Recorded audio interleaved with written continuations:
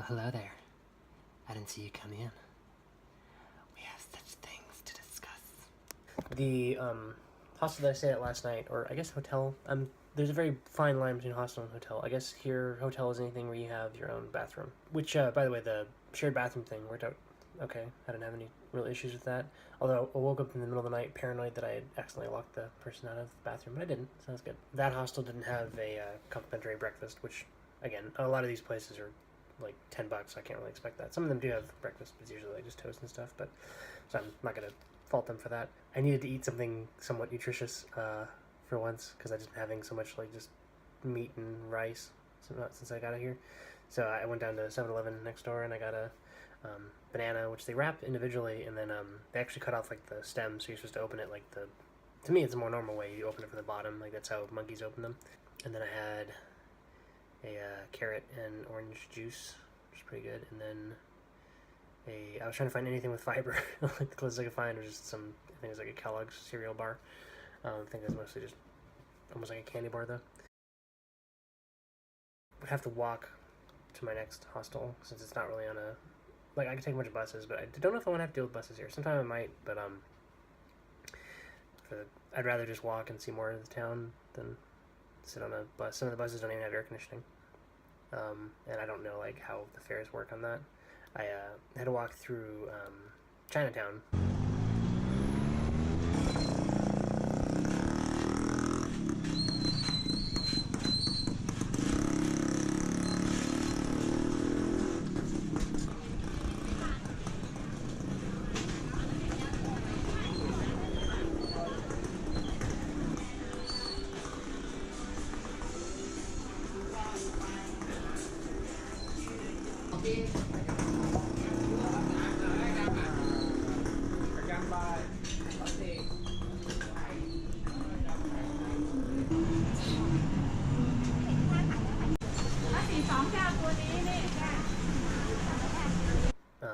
Which there's a lot of interesting little markets, and I think I went through a couple shrines there.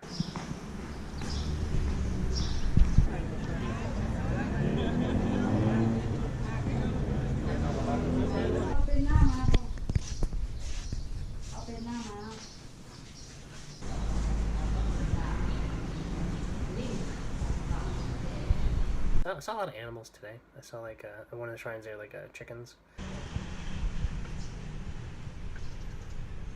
I actually kind of started getting into the street photography mode. Like I said, it's part of it's like psychological thing to kind of psych myself up to do it, because it feels weird to do it every time. And then a lot of it's like muscle memory, because like I shoot from the hip, and so like I have to have the lens zoomed in just right and point the camera that way, so I'm not like so I'm still at the point where like half my photos are of like the top of someone's head or they're totally out of focus. So it takes a little while to get back into that, but I got a couple good ones.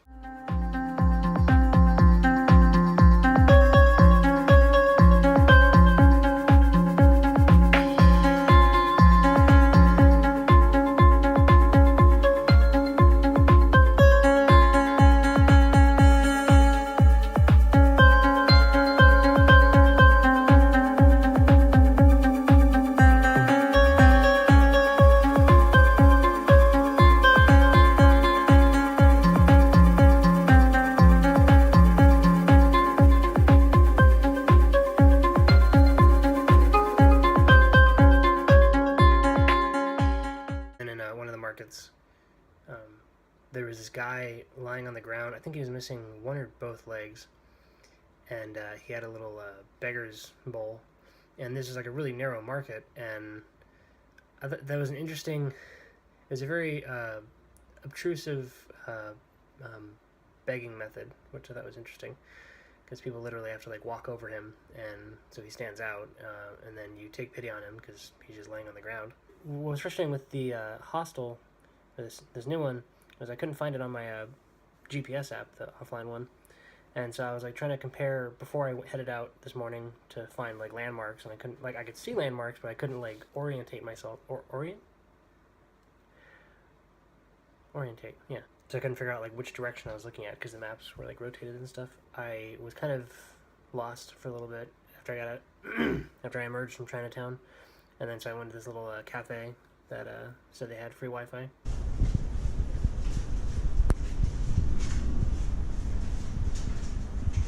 ordered a sweet milk, and I was asking for a custard, but like there was enough confusion when I was asking for the sweet milk because I didn't really speak English.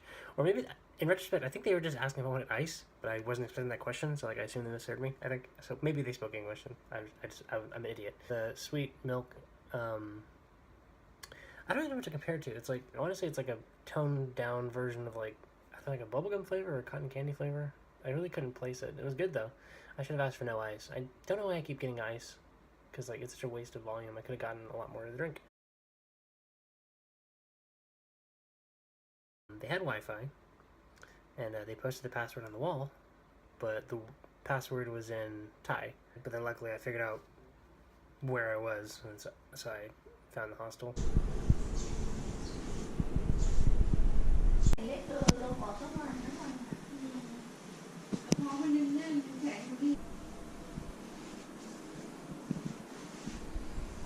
And actually I got to the hostel like an hour and a half early, so I kind of explored the it's in this like, it's like an alley of a back street along a canal. There's a lot of like really narrow streets, and there's a bunch of houses and stuff like that.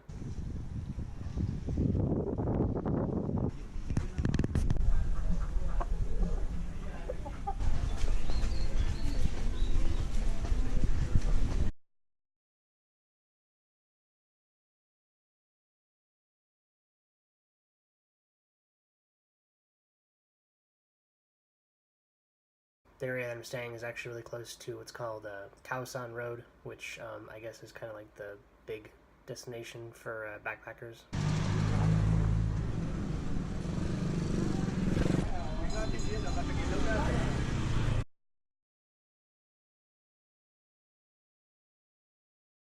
I honestly hadn't ever really looked up where it was because I didn't really have interest in going to that. I'd rather see the actual city. But so I went there, and they had some good deals with beer and food. And then, but like a lot of the street was just like filled with like t-shirt stalls and people trying to get you into clubs and stuff like that. I ended up going back out there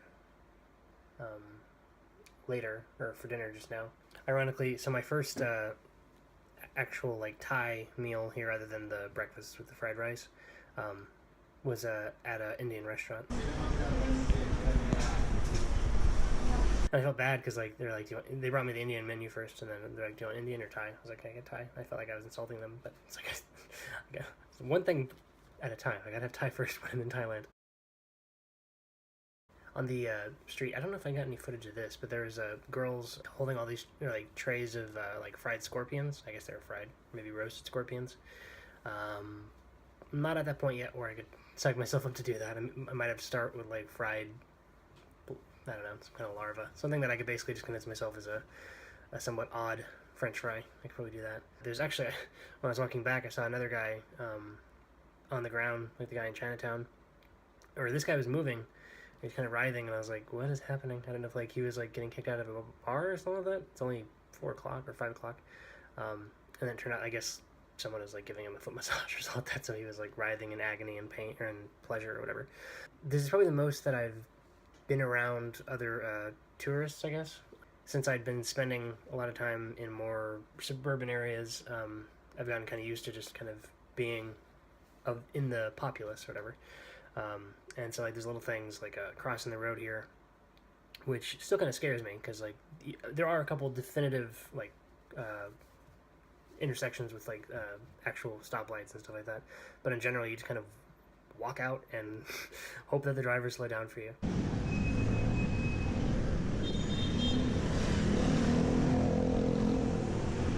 Generally I kind of wait till someone else starts going too, and then I kind of, so I figure it's not like I'm using them as a meat shield, it's more just like the driver has a better chance of noticing us. It's kind of frustrating with tourists. They don't know how to do that, so it's like it kind of messes up like your timing. It's like you start going and then they start going back. It's like okay, and then the cars start going because like the cars aren't used to people around Khao Road knowing how to walk in Bangkok, so it's this whole thing. Khao Road, if you were to take out all the t-shirts and all like the barkers and scorpions and stuff like that, it has some interesting stuff. There's like a beer garden, a couple good looking restaurants. I'd say it's kind of like 6th Street in Austin, or I guess like Fremont Street more than the Strip in Vegas, in that it's fun to see, some people watching, some good deals to be had, but like in general, like I don't get why people want to stay there. I mean, I guess it's they want to be in the little comfort bubble thing, comfort zone. But it's kind of like, why would you go across the world to just kind of have your home, your main hub, be this street that caters specifically to foreigners? The language thing has very rarely been an issue. I think the closest I came today was there's a pub on my GPS app that I was looking for, and I found it, but like it was closed off. Like I'm not really familiar with the hours of stuff here, but so it looks like it opened probably like around 4 or 5. I don't know, because it was shuttered. It's supposed to be it was like a bar on the roof of this building, so I thought that'd be cool. I can get some shots from the roof. But when I was heading out to dinner, I tried going there first. It was unshuttered, or the shutter was up, and then the door was open or unlocked. So I walked in, and this guy said like I don't know. I thought he was saying something in English, and so I was like trying to repeat it, and then he like nodded, and I was like, so he thought that I was repeating what he was saying in Thai.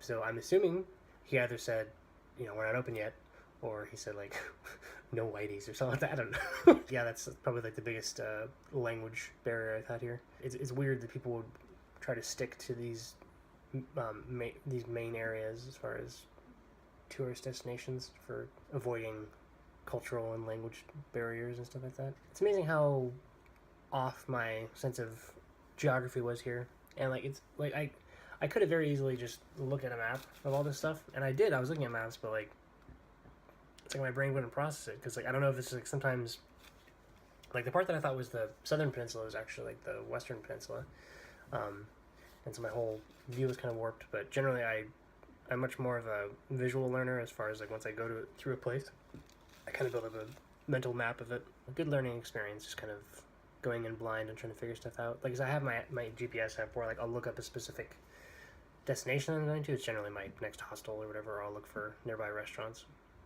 But it's kind of fun to just be kind of lost and just kind of explore. My next hotel, and it's actually a hotel because I needed my own bathroom for a day, mostly to do laundry. So I kind of hand wash my clothes, and so like I haven't had a chance to really do that in the last 2 days. So it's been kind of nasty. The hotel is across the river, so I could either walk to there from here, or finally try they have like the water taxis. So I might try that. Just kind of go. It's only like 10 stops or something like that, and then I only have to do a little bit of walking.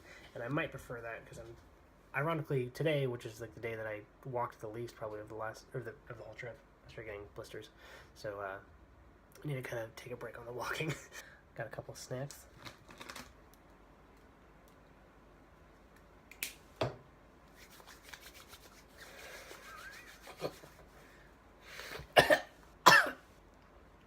Why did I think that was a good idea? This is like prawn flavor and I don't know what flavor.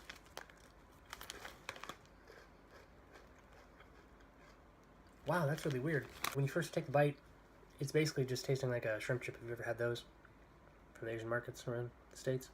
I don't know what the soup is, so I can't really place it, but it's like it kind of gets more of like a corny, kind of peppery, not peppery like a spicy, but like bell peppers. I'm saying that based on the picture, but yeah, it's interesting. The flavor like changes halfway through. Green colon. I think I've had not this variety, but I've had these before. These are basically like combos. But so this has like a waffle cone shell, and then there's cream on the inside.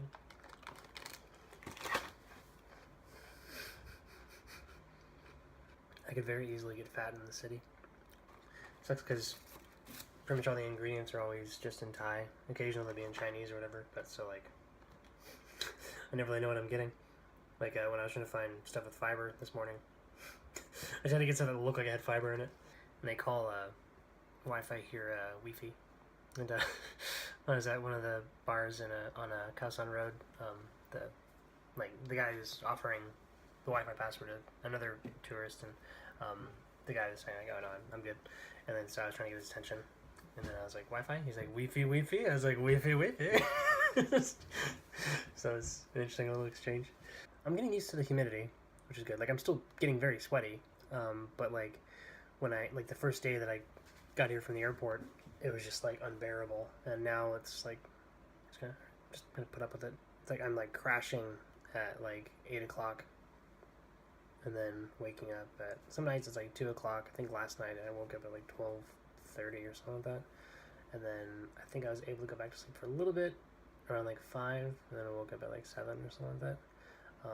It kind of works out well with work, so I can kind of touch base. But, so I mean, and there's really nothing I need to do late at night, although it does kind of suck to like never really, like the first night I was here, I think it was after that when I originally crashed at the first hostel, and I woke up at like 11. I think that's like the one time I really had like a nighttime experience around here.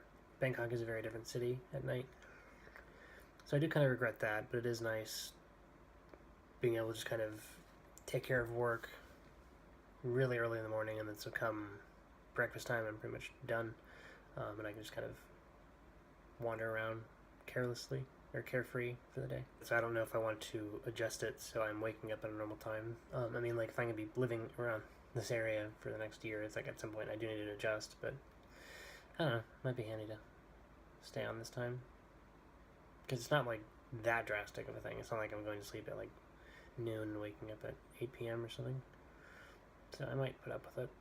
And I've actually been getting by with much less sleep. Like back at home, like I would go to sleep at like 11 and get out of bed around like 8 a.m. or something like that, so I'd be like, I would wake up in the middle of the night and just kind of keep going back to bed. But here it's like if I wake up I just kind of get up. I'm already crashing. The hard thing is like trying to get these videos up before the end of the day, because like nighttime here is middle of the day for you, or for most people I know in the States. So before 4 a.m. or whatever, so usually I'll record and start editing before I go to bed, and then wake up and edit, and then upload at like 4. What a day. What a life.